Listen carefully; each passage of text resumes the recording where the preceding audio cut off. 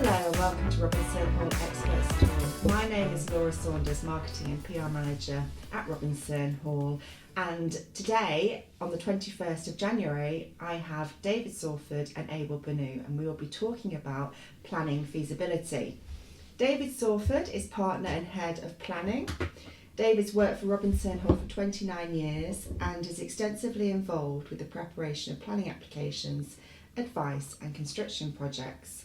Abel Bunu is Principal Planner. He's worked for Robinson Hall for 7 years and has previously worked for Central Bedfordshire and Stevenage Borough Council.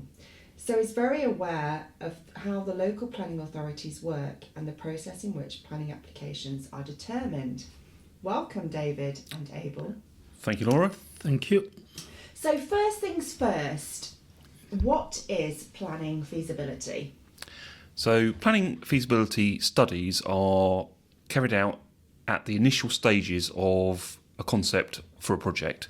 So you may have a project in mind, but ultimately the planning feasibility study determines whether, from a planning perspective, in terms of planning policies and the local plan, whether your proposal is likely to be acceptable. Okay. What reports and special measures may be required in order to show compliance, and also whether sometimes they also touch on financial viability. So we sometimes tie up with our commercial colleagues and will provide a report that covers planning feasibility as well as the viability of the proposal. You know, for example, whether it's going to be let, I'm assuming a building, so whether a building proposed is going to be let, what the rental return will be. We can factor in the construction costs as well as whether planning considerations can be fulfilled and whether you stand a good chance of success. Okay. Thank you, David, for that. I can come in and add that we need to appreciate that most development requires planning permission. So I'm going to look at planning feasibility within the context of the whole development process. So it's basically a process for exploring opportunities and constraints on a property. Let's take, for instance, if someone owns a piece of land, say a paddock, and they didn't know what to do on that piece of land. Through a planning feasibility assessment, we can explore what options for development they've got and what chances they have for gaining planning permission or planning consent. Or looking at it the other way, if someone doesn't own the property and they are thinking of putting an offer on the land or on the buildings, so we can carry out a planning feasibility assessment to also check whether there are good prospects of obtaining planning permission or not. And there are constraints, physical constraints that we may need to check as well. And also there are issues to do with the policies, whether in principle any development is acceptable in a particular location. So we go through an investigation of, say, information that is documented, and then we also carry out a physical appraisal, because with the documented information, we are basically looking at, say, the planning history of the site. We are looking at the planning policies within that particular area. Say, for instance, if it is in the countryside, we all know that in the countryside there are very restrictive policies. We check if the site lies within a designated area, say, for instance, in the green belt or in the conservation area, or is it in a flood risk area?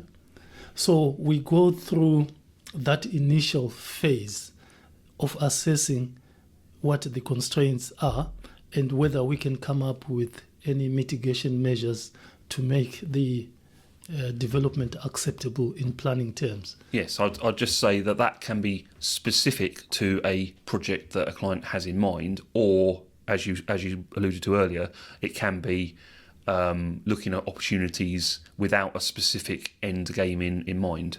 Yeah, so almost analysing the options before you go down the road of putting in a full planning Absolutely, application. yes, and prior to potentially a pre-application inquiry. Which leads me to ask, how does a pre-application inquiry differ to a feasibility study? Okay, thanks for that question. With a pre-application inquiry, this refers to the opinion that is given by the planning officers, whereas with a planning feasibility assessment, that is our own assessment of development opportunities. So initially we carry out that assessment, and then we put together a case for presentation to the planning officers, and then we seek their opinion. So if I could clarify one misconception about the pre-application inquiry, it is not about the officers looking for options for development on land, but it is for the developer to put forward a case or to put forward options for the officers to look at, and then they will advise whether the development proposal is acceptable in planning terms or not.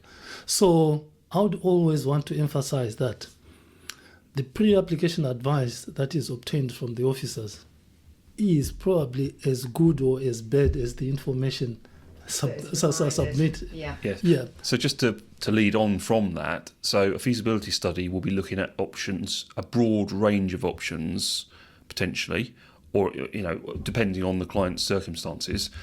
Whereas a pre-application inquiry to the local authority is not looking at broad options, it's looking at a specific option that's put in front of them. So they're not going to necessarily say, well, this we don't like, but you could do something else. Whereas the feasibility study is more broad, saying your aim for this land is this. Yeah. This is an option, this is an option, but these three are not an option. So it's a little bit more broad and trying to come to a similar conclusion in terms of what is feasible on the site.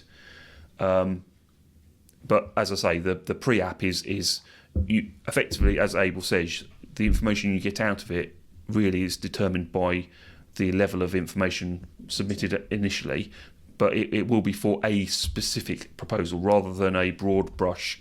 What do you think we could do here? Yeah, I see. So really feasibility is very important if you are a bit unsure. Correct, absolutely. And if you've got, as Abel says, potentially have a paddock of land that is underutilised, what can I do with this? It's maybe next to the village or maybe next to the farmstead, isn't really in significant use agriculturally potentially, and looking to diversify. What can I do? What's feasible? And I guess the same applies, does it, for buildings? Like if you're unsure whether to turn it into a dwelling or go down the commercial route. Absolutely. So again, that's where a feasibility study can come in into play. Whereas if you're very firm on what you're trying to achieve, you probably wouldn't do a feasibility study. You would potentially submit a pre-application inquiry to the local authority to say, this is what we want to do in terms of the change of use, maybe of a building from one use to another. Yeah. And once you've got that firm plan submitted, they will look at how that relates to the policies and provide officers' opinion on that. I'll just highlight officers' opinion because that can and sometimes does change depending on which officer picks it up and how they interpret policies. Okay. If I can come in, thanks, David, for that. On the pre-application inquiry, it can be a bit tricky in terms of how much information to submit, because remember, the development process can be very costly. So one of the reasons for carrying out a planning feasibility assessment and also pre-application inquiry is to try and contain the costs of the development process. So if you submit a pre-application inquiry that is not supported by any surveys, the officers might respond and say, subject to provision of this kind of information, the development might be acceptable or might not be acceptable, but we don't know yet because we don't know the outcome of any surveys that might be that might be like required. flood risk surveys, Like flood risk. So, but at the same time, at the pre-application stage, a developer may not wish to carry out numerous surveys because they come with a cost. Yeah. So there's always that balance to strike. How much information to put together at the pre-application stage, mindful of the fact that it's also supposed to assist the developer whether to even consider going to the next stage or not. That makes sense. So really, it would be crucial to gain professional advice and not try and do it yourself, for one. Well, absolutely. You know, we've got many years of experience of dealing with applications of this type, and whilst sometimes officers' opinion will differ, one officer to another, we have a good understanding of the likely requirements and the types of surveys and reports that are going to be required to allow the officers to circumnavigate and to tick the boxes in terms of the local authority controls and procedures and policies. And those policies differ from council to council, and sometimes they differ from area to area within the local authority in terms of what designations certain areas have. Planning is not an exact science. It doesn't So- sound like one, no. There is a lot of planning judgment which goes into the decision-making process. And also, I would want to emphasize the fact that why it is necessary to get experts on board at the earliest the opportunity Yeah. is because the navigating the planning process is not exactly very easy. At times it feels like going through a maze. If you take into account the changes in the planning regulations, it's very difficult to keep abreast with the changes in the planning legislation. Yeah. And in most cases, it all boils down to what sort of interpretation is given to policies and to the legislation, which is why so many cases end up at appeal, or they end up in the High Court, Court of Appeal, in the Supreme Court. So it's not exactly straightforward. But through the planning feasibility assessment, we are trying to reduce the risk that is associated with the planning process. Yeah. Okay. Yes, sir. So it sounds like there is a lot to consider before considering planning and how to move forward. What general factors are considered when deciding whether a project is suitable for planning? And I know you're probably going to say it's very varied, but just a kind of summary of what is always considered, whether it's a plot of land or a building. Well, just starting from basics. So you've got the National Planning Framework, which sets out national policies. So you know what you have to tick the box off on every application is national policies. You then drill down to local policies, and you've got to look at the local policies for the area. So which are absolutely varied, and they differ from area to area, from borough to borough and local authority to different local authorities. That you then drill down into neighbourhood planning and whether there is a neighbourhood plan, and all of these policies need to be ticked off. So on every application you have to satisfy the local authority that the principle of the development is satisfied. So that might be, maybe we're better off taking an instance, a physical property to talk about. So let's say we've got a paddock next to a farm, very close to the edge of the village. So you've got a whole range of policies to consider. Okay. So from whether it's within the village envelope, so at national level, there's a requirement for housing supply. Has the local authority fulfilled that requirement? So that's national. Drilling down to a more local level, is the site within the village envelope, or is it outside of the village envelope? And different policies will apply depending on that point. Then drilling down to local neighbourhood level, if there's a local neighbourhood plan, they may well have allocated some areas within the village where they want to see some development, or maybe they might have allocated some important open views within the local plan, within the neighbourhood plan, and all of those points need to be taken into consideration.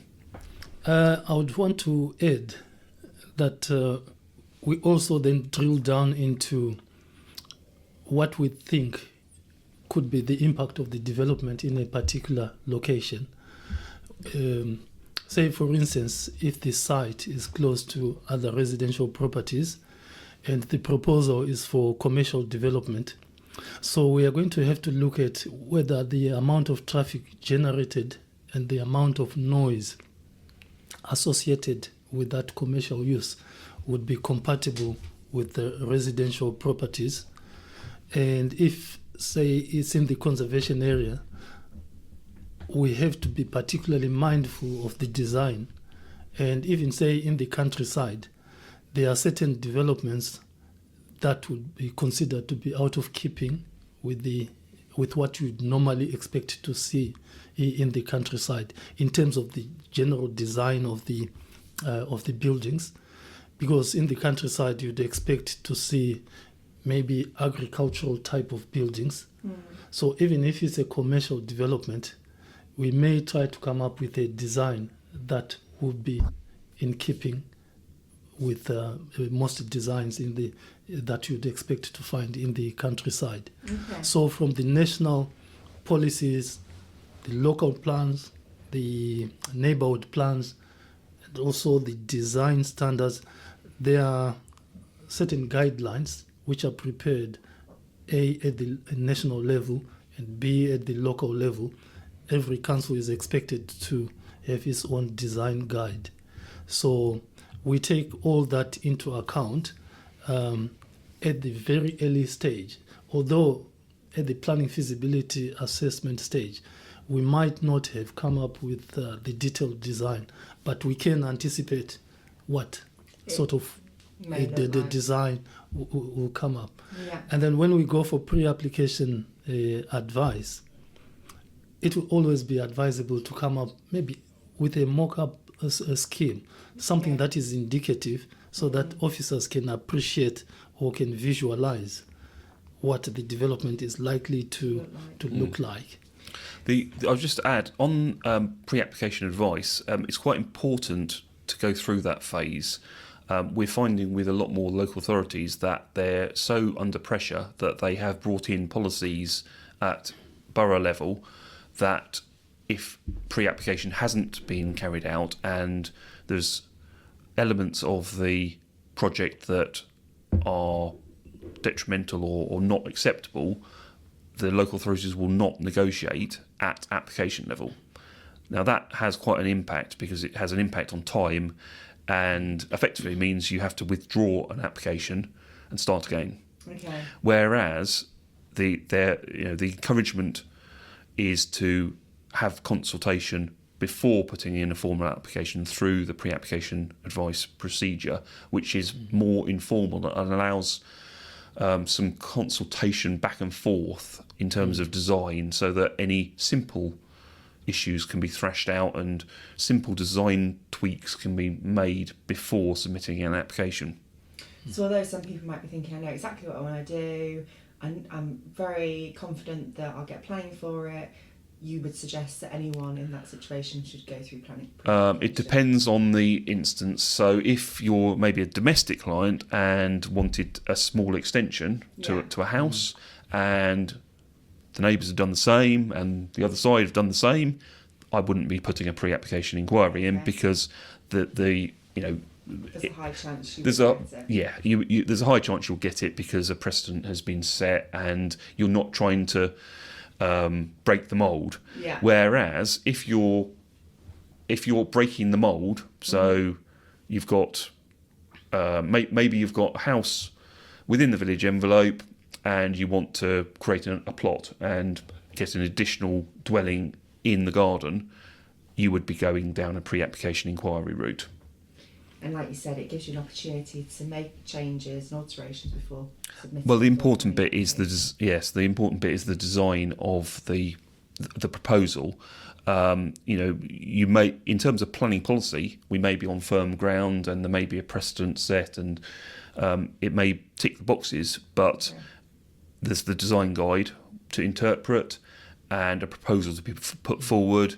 And in those instances, it's very valuable to get the officer's pre-application advice before submitting application. I see. So we've touched on the kind of 3 steps: feasibility, pre-application, full planning. Just briefly talk me through the process of the steps. You've touched on a feasibility assessment. Obviously, a pre-application would involve more designs. In kind of like a very short summary. And also it'd be good to get a bit of an understanding as to time, which I know is probably very difficult to decipher, but just a rough interpretation of how long these things take. At Robinson and Hall, we have come up with our own approach to planning feasibility assessments. Great. We adopt a 3-stage approach. The first one focuses on the desktop appraisal. We look at all the information that we can lay our hands on, which is documented. In most cases, the information about the site or about the building is available on most council websites. But if it's not available, at times we find that when we meet with our client, they've got information which is not documented or which is not recorded on council websites. You will appreciate that a lot of the information could be very old, so it might be archived in the council records. Yeah. But the client could actually have a copy from as way back as 80s, some 50s, or something like that. We've come across several such cases. So I think really to say any documentation is useful, whether you think it's not, very old or not. That's the advice we give to our clients, that keep hold of any information, any documentation about your property, because you never know when it's going to be required. So, which is going to be the next stage I'm going to talk about. So we need to familiarize ourselves about the site. If there are any gaps, then we get an opportunity to meet with the client, and then if they've got the information, then they can plug those gaps. Perfect. So I move on to the next stage, which is the site meeting with the client. We aim to sit down with the client. First of all, get an understanding of what the end game is. What exactly do they want to achieve? They can come up with a wish list of what they intend to achieve. And then, because of what we would have already done the groundwork that we would already covered in the desktop appraisal. As the conversation progresses, we are able to say, okay, this one fits within this policy context, or this one is a non-starter.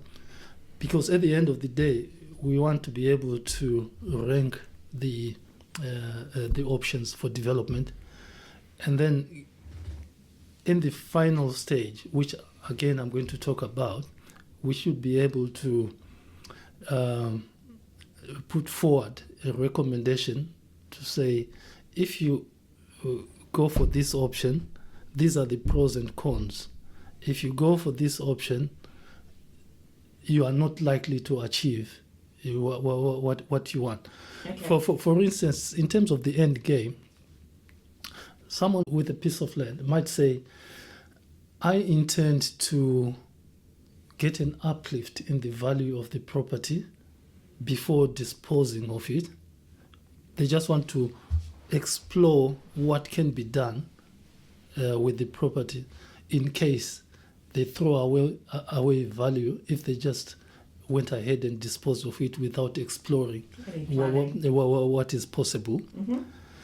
So we get to, in the final stage, we go back to the office and combine what we have, whatever information we have acquired through the desktop appraisal and the physical site meeting, which enables us to do a physical assessment of the surroundings and the site, whether there are any physical constraints, like is the access acceptable, or there might be a situation whereby the access is so constrained that any form of intensification in the use of that access would not be acceptable.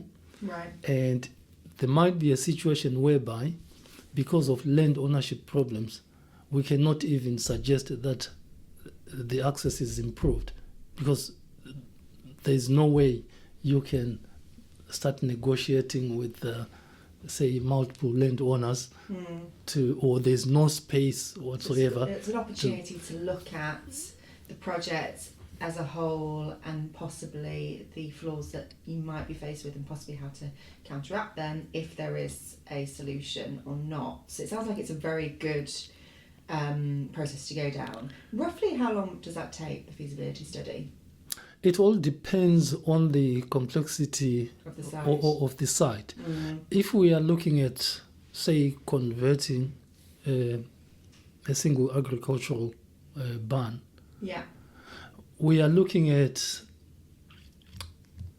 say, from the time that we get instructions from the client, we can say within 5 to 10 working days, we can arrange a site meeting.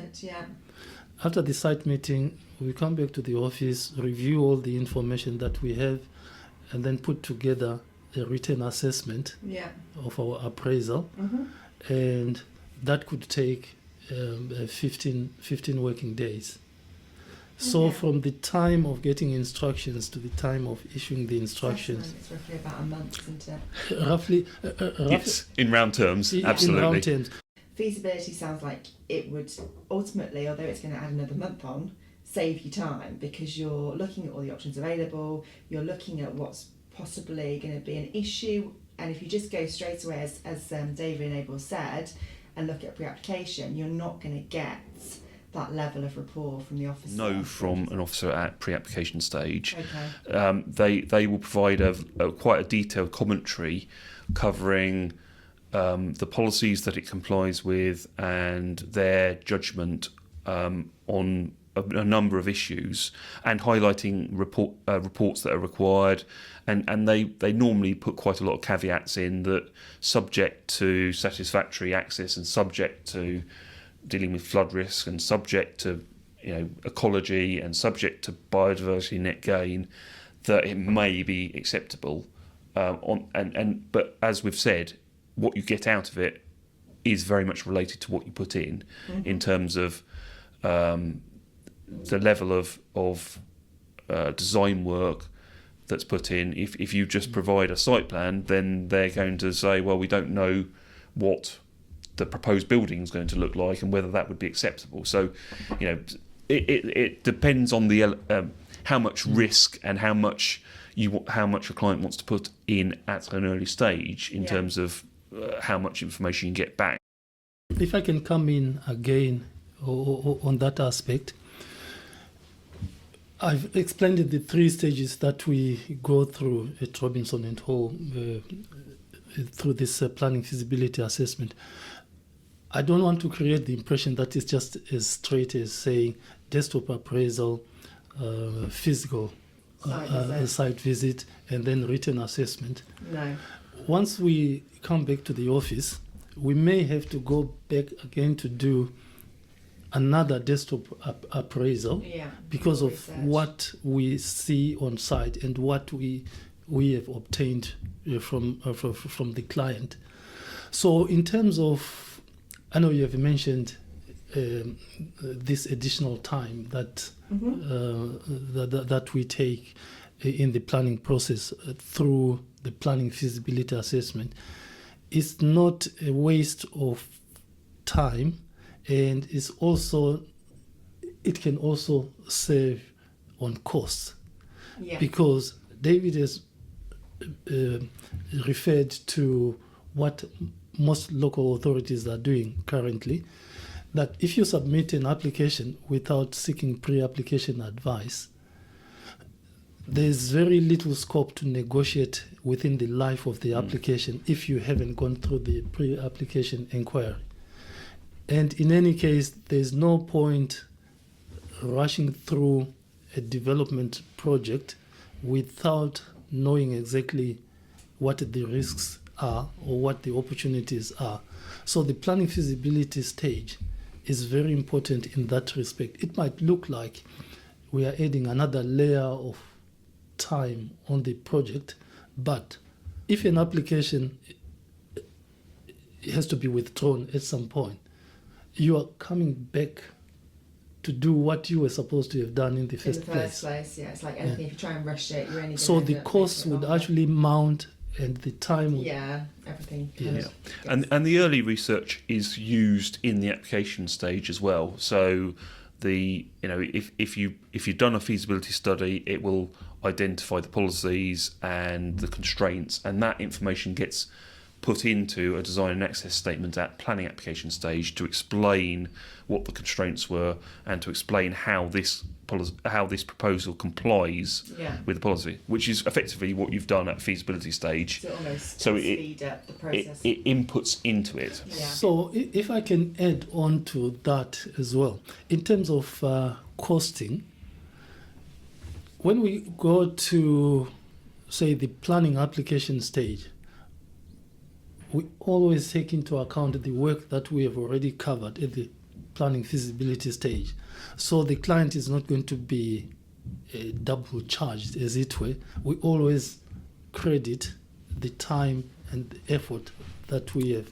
Yeah, so if we haven't done a feasibility study, effectively you'd be doing the research to show how the proposal complies with the policies at the planning application stage, and that'll be included in the fee at that stage, whereas if it's already been done, then you don't need to do that research again. You don't need to duplicate it. That's good to know.